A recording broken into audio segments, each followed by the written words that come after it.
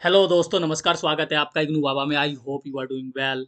दोस्तों, national overseas scholarship scheme के लिए रजिस्ट्रेशन स्टार्ट हो चुका है। National overseas scholarship scheme students को फंडिंग प्रोवाइड करती है जो फॉरेन में जाकर अपने डिग्री को कंप्लीट करना चाहते हैं। मान लेते हैं दोस्तों, आप अपनी मास्टर डिग्री या फिर पीएचडी फॉरेन के किसी यूनिवर्सिटी से कंप्लीट करना चाहते हैं, वहां जाकर परस्यू करना चाहते हैं आप अपनी डिग्री को, तो आपके लिए ये स्कीम किसी मिरेकल से कम नहीं है। वीडियो को एंड तक देखिएगा, कंप्लीट डिटेल में बताऊंगा कि इसके लिए एलिजिबिलिटी क्राइटेरिया क्या रहेगा और इसमें कैसे अप्लाई करना है, क्वालिफिकेशन क्या चाहिए, कितने सीट्स अवेलेबल है और स्कीम से रिलेटेड जितने भी आपके एफएक्यूज हैं वो सभी क्लियर होने वाले हैं। तो चलिए शुरू करते हैं। सबसे पहले दोस्तों मैं बताना चाहता हूँ, जो ये स्कीम है ये ministry of social justice and empowerment की है, जो कि सेंट्रल गवर्नमेंट का एक मिनिस्ट्री है और ये सेंट्रल गवर्नमेंट के अंडर आता है। और अभी आप जो वेबसाइट देख रही है इनकी ऑफिशियल वेबसाइट है, इसी वेबसाइट से हमें अप्लाई करना है।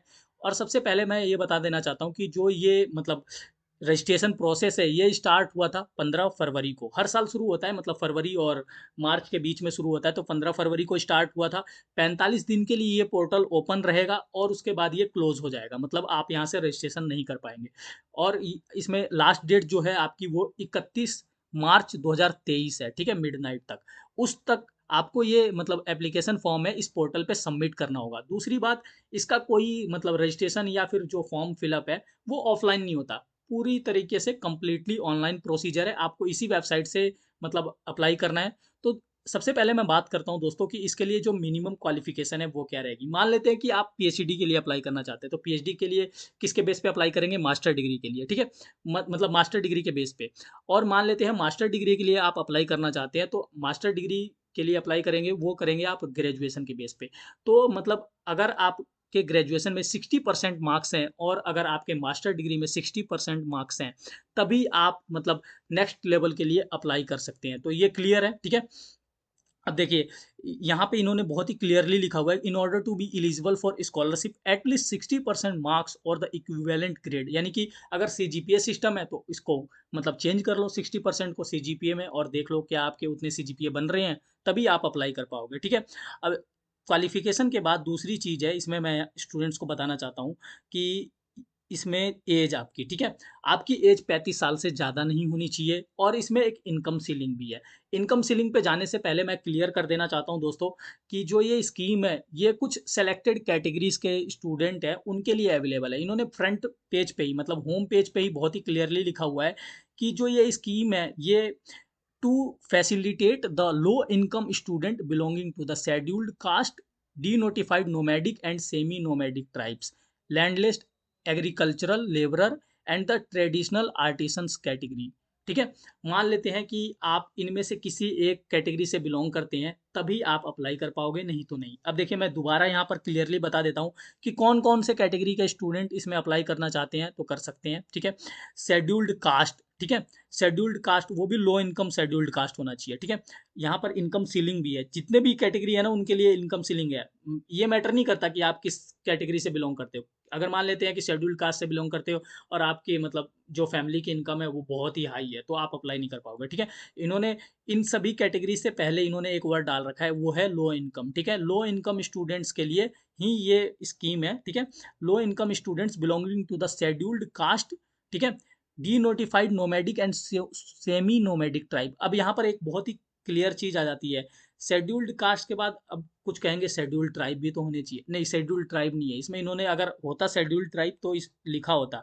शेड्यूल्ड ट्राइब में आपके ये सब आ जाते हैं, D notified nomadic and semi nomadic tribes, landless agricultural labourer, ठीक है, और ट्रेडिशनल आर्टिसंस, ठीक है। इनके लिए अवेलेबल है मास्टर डिग्री और पीएचडी कोर्स के लिए जो एब्रोड जाके पढ़ाई करना चाहते हैं। तो कैटेगरी क्लियर हो गई। अब यहाँ पर सीट की बात कर लेते हैं। सीट में देखिए, कैटेगरी वाइज सीट है। शेड्यूल्ड कास्ट के लिए 115 सीट है और यहाँ पर नोमैडिक एंड सेमी नोमैडिक के लिए 6 सीट है और जो लैंडलेस लेबरर हैं उनके लिए 4 सीट है। टोटल 125 सीट है। और अब देखिए, यहाँ पर एज भी मैंने बता दिया। इनकम सीलिंग बताता हूँ आपको, ये बहुत ही क्लियर मतलब स्टूडेंट्स को क्लियर होना चाहिए। इनकम सीलिंग के लिए मैं एफएक्यू में चलता हूँ, यहाँ पर इन्होंने बहुत ही अच्छे से समझा रखा है इनकम सीलिंग को, ठीक है। एक मिनट रुकिए आप, ठीक है। इनकम सीलिंग आपकी जो है यहाँ पर 8 लाख से ज़्यादा नहीं होनी चाहिए, आपकी फैमिली की, आपकी नहीं। अब देखिए, फैमिली में इन्होंने किसको किसको इंक्लूड कर रखा है वो समझ लीजिए आप। The candidate applying for scholarship, his her parents and the sibling below the age of 18 his her spouse and also children below the age of 18। Spouse किसके केस में आएगा, मतलब जो फीमेल होगी उसके केस में, ठीक है। जो मेल होगा मतलब उसके फैमिली में कौन कौन आएगा, उसके पेरेंट्स आएंगे और उसके जितने भी भाई बहन है ना 18 साल से नीचे के, वो सभी आएंगे। इन सब की इनकम 8 लाख से ऊपर नहीं होनी चाहिए। और जो फीमेल है, मतलब मान लेते हैं कोई मतलब फीमेल स्टूडेंट अप्लाई कर रही हैं, तो उनके लिए जो है उनके स्पाउस का और क्या कहते हैं उनके बच्चों का, ये टोटल जो इनकम है वो 8 लाख से ऊपर नहीं होनी चाहिए। अगर 8 लाख से ऊपर है तो वो अप्लाई नहीं कर पाएंगे। देखिए यहाँ पर इन्होंने लिखा है, total family income from from the all sources shall not exceed ₹8 lakh per annum, ठीक है। तो ये क्लियर हो गया।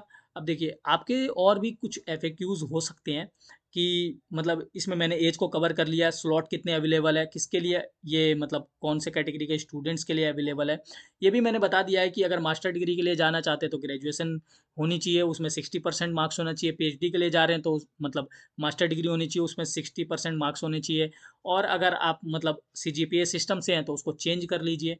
तो ये छोटी सी डिटेल थी, ठीक है। अब मेन डिटेल एक आती है कि आपको मिलेगा क्या इसमें, मतलब ये स्कॉलरशिप में अगर आप सेलेक्ट हो गए तो आपको मिलेगा क्या। ट्यूशन फी है फ्री, मतलब ट्यूशन फी कुछ नहीं देना होगा। मेंटेनेंस अलाउंस भी आपको मिलेगा इसमें, एनुअली मिलेगा $15,400, ठीक है। Except UK, Great Britain, pound, ठीक है। मतलब अगर आप किसी ऐसे कंट्री में गए हैं जहाँ पर मतलब डॉलर वगैरह चलता है, अगर ब्रिटेन में गए तो वहाँ पर आपको एनुअली पाउंड में पे किया जाएगा। इसके अलावा वीज़ा आपका फ्री हो जाएगा, इक्विपमेंट अलाउंस, ट्यूशन फ्री, और जितने भी मेडिकल इंश्योरेंस प्रीमियम है वो सभी, एयर पैसेज, ठीक है, इकोनॉमी क्लास का आपको टिकट मिलेगा। ये सभी चीज़ें यानी कि आपकी पूरी की पूरी पढ़ाई फ्री होने वाली है दोस्तों, ठीक है। तो इसीलिए मैंने शुरुआत में बोला था ये जो मतलब स्कॉलरशिप है ये आपके लिए किसी मिरेकल से कम नहीं है। अगर आप इसमें सेलेक्ट हो जाते हो तो आपकी लाइफ सेट हो जाने वाली है।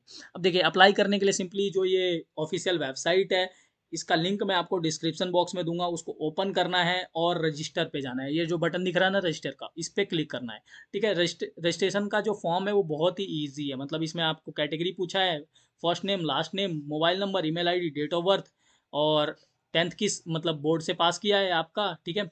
और इसमें certificate number, year of passing डालना है, 10th क्लास का सर्टिफिकेट डालना है, आधार नंबर, पासवर्ड, इनरोलमेंट आईडी अगर है तो देना है। आधार नंबर मतलब आधार नंबर नहीं है तो इनरोलमेंट आईडी दे सकते हो। जनरली सभी के पास आधार नंबर तो होगा ही। पासवर्ड डालना है, रीटाइप करना है पासवर्ड को, कैप्चा डाल के सबमिट कर देना है। सबमिट करने के बाद आपको ये जनरल इंस्ट्रक्शन फॉलो करने हैं। देखिए ये वाला तो मैंने बता ही दिया आपको, रजिस्ट्रेशन प्रोसेस के बाद पर्सनल इन्फॉर्मेशन डालना होगा आपको, लाइक फर्स्ट नेम डालना होगा, father name, gender, date of birth, mobile number, email ID, domicile state, domicile district, marital status, Aadhaar number, ये दोबारा लेगा वो, ठीक है। एड्रेस में आपका मतलब 2 लाइन का एड्रेस होगा, house number, plot number, street name, road name, location, फिर उसके बाद स्टेट, डिस्ट्रिक्ट, आपका पिन कोड।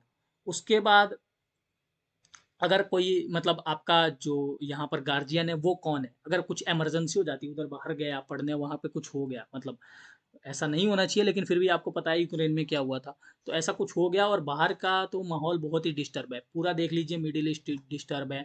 उधर अफ्रीका में जाएंगे, उधर तो मतलब पायरेसी चलती रहती है और मतलब वहाँ पे तो तख्ता पलट रोज ही होता रहता है। तो फॉरेन जाकर पढ़ाई करना भी बहुत ही मतलब हेडेक वाला काम है। और मतलब कुछ सेलेक्टेड कंट्रीज है जहाँ पर मतलब शांति है, नहीं तो फिर आप देख लीजिए हर जगह तो डिस्टर्ब ही है पूरा एरिया। तो कोई मतलब उस वो उसका डिटेल देना होगा, अगर कुछ इमरजेंसी होगी बाहर तो किसको कांटेक्ट किया जाए।